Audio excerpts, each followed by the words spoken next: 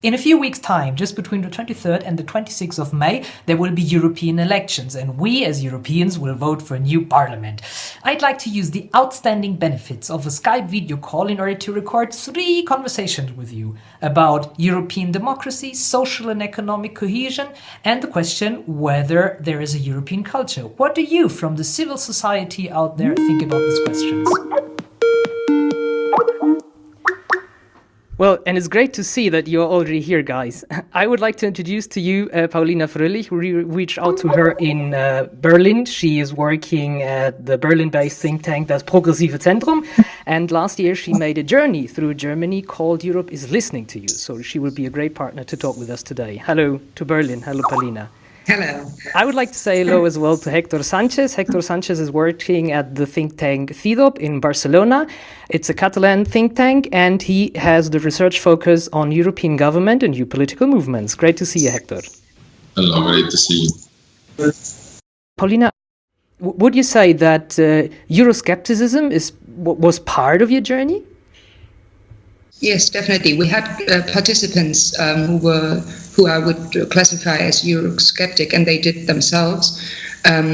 Surely it was part, yeah. And does this find a voice as well in German political debates at the moment? Yeah, I feel that Euroscepticism is shaping the discourse on Europe right now a lot, and I think that it mostly is becoming visible in all the pro-European messages and voices. So there's like so many entities and so many organizations now making a pro-European statement, which is good in a way. But at the same time, to be honest, I'm worried that all the differences, which are important to discuss between the pro-Europeans, are getting neglected. Mm-hmm. Okay. Hector, I would say Southern Europe is always perceived as a whole, but it doesn't seem like this. I mean, you were all hit by an economic crisis. There are still debates about unemployment. There are still debates about how to commonly care for refugees. Nevertheless, when I look at Italy and Greece, I have the impression that Euroscepticism is higher than these countries than in Spain and Portugal. First of all, I would like to differentiate between being Eurosceptic and being Eurocritic, because I think this is very important to distinguish. And now, related to the question you said,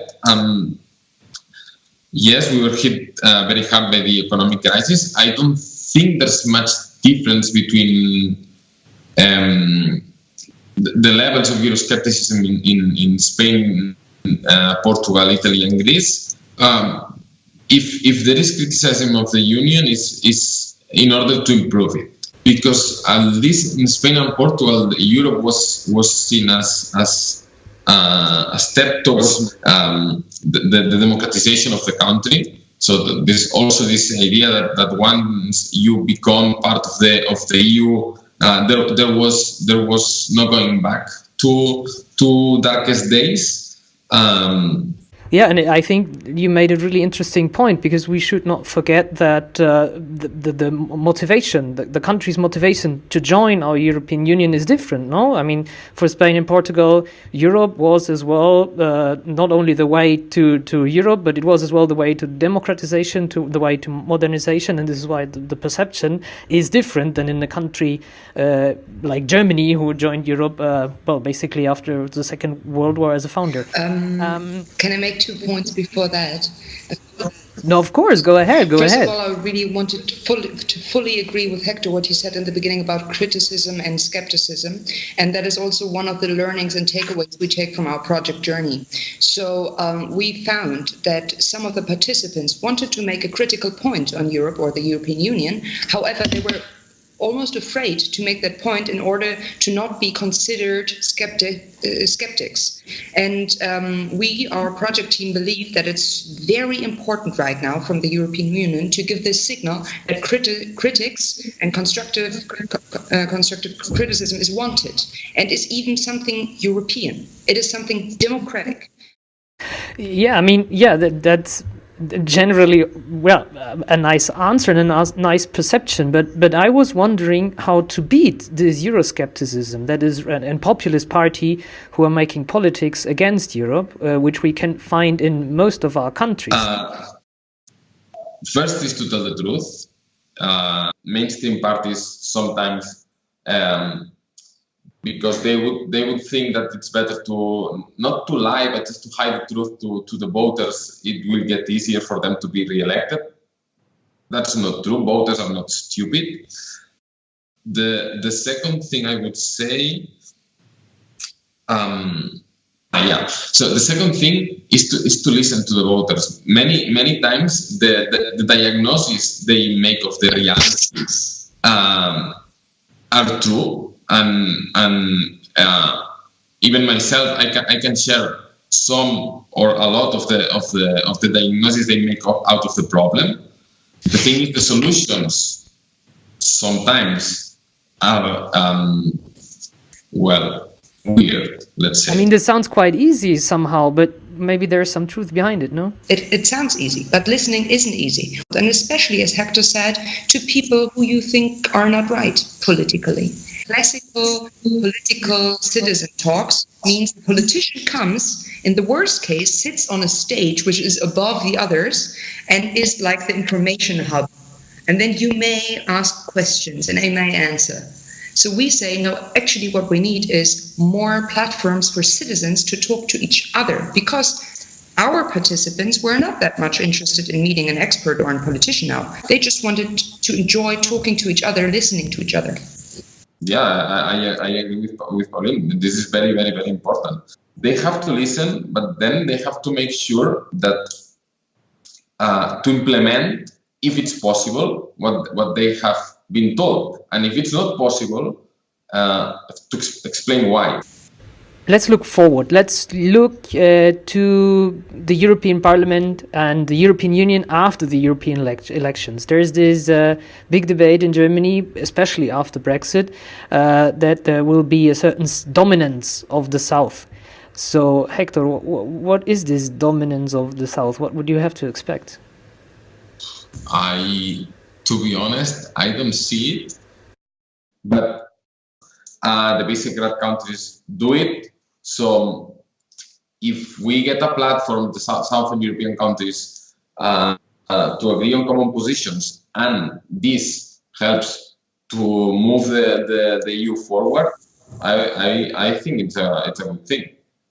I mean, at least you'll get another perspective than the dominant one so far. If I may quickly add something, for me it always sounds, well, living here in Spain, for me it always sounds quite surprising that we are talking about Germany and France as the European motors.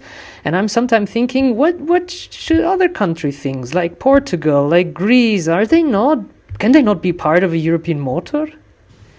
I wasn't pointing fingers, but since you mentioned it, I believe that if we talk about motors, and by the way, I was just sitting in a car a couple of days ago with a good friend of mine, and we were listening to the radio, and it was all about Europe, and we played bullshit bingo on the word French-German motor. So yes, it appears a lot. Wow, this is a word of a bullshit bingo. For me it is, French-German motor. Well, and if I may ask, was the driver French or German? German. Okay, wow. So there is even a big criticism within Germany. Yeah, definitely. So, no, what I'm saying is I believe that a motor can be described it's not only about the financial resources a country gives in or the number of people living in that country, but also about common interests, shared interests. But here we get to the problem. I do not see the threat of or the fear of Southern dominance. I see the threat, or I have the fear of a destructive dominance in the European Parliament after the elections.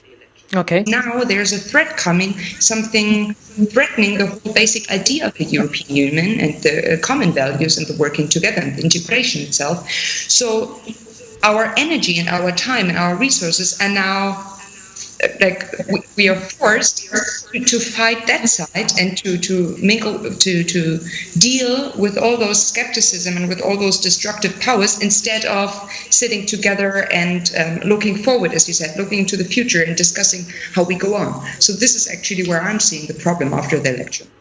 So if I can go back once again to Hector, a motor needs benzene, needs combustible, how you say in Spanish. What kind of benzene can you give to the European motor from Spain? I mean, Spain is is a big country that has been punching below its weight, that for sure, lately. All parties understand the importance of the EU, the importance of being present in the big debates, and I think that Spain is ready now to contribute with proper proposals and with plans, and to be part of this German-French engine. And what Spain can do too is to talk to smaller countries, because it's not as big as Germany and France, but it's not as small as, let's say, Portugal. Forgive me, Portugal. But there's a link there that can be made, and Spain can play its role, certainly. And I guess that Spain is willing to play a new role, or at least a more important role within this European engine. I would say so. Now that the UK is out, it's the time for Spain. It's time for Spain. Okay, let's leave it with this. Yes. Okay. Thank you, Fabian. So basically that's it. Well, have a nice rest of the week. You too. And bye-bye. Ciao. Thank you. Thank you very much. Bye-bye.